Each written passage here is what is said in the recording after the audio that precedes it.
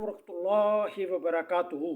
मैं हूँ आपका मेज़बान हकीम खालिद इरफान, आज़म दुआ खाना, गौरी टाउन, इस्लामाबाद।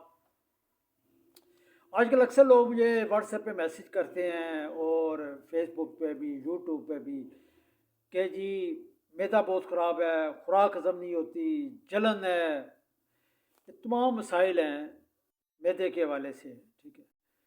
तो मैंने आज सोचा कि मैं आपको इस बारे में कुछ इन्फॉर्मेशन दे दूं कि क्या खाएं, किस तरीके से खाएं। सबसे पहले और सबसे बड़ी जो वजह है बीमारी की, वो है हमारे खानों में सुर्ख मिर्च का बेजा इस्तेमाल। बेजा इस्तेमाल इसलिए मैं कहता हूँ कि इसकी ज़रूरत नहीं है, हम वैसे ही उसे चटपटा बनाने के लिए ज़्यादा इस्तेमाल करते हैं।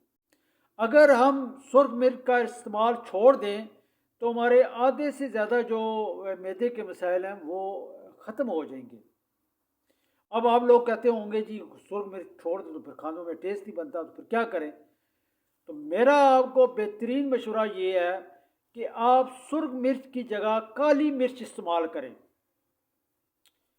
काली मिर्च से जायका भी जो है खाने का वो भी जायकेदार होगा, और इसके अलावा काली मिर्च के बेशुमार फ़ायदे हैं मैदे के हवाले से।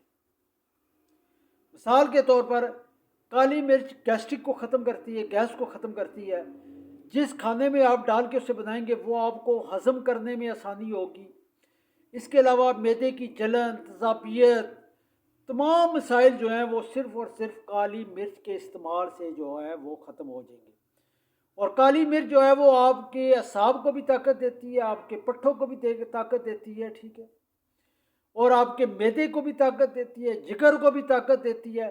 तो मेरा तमाम दोस्तों से मशवरा है कि थोड़ा सा आप इस पर गौर करें और अपने खानों से सुर्ख मिर्च का इस्तेमाल ख़त्म करके काली मिर्च का इस्तेमाल करें।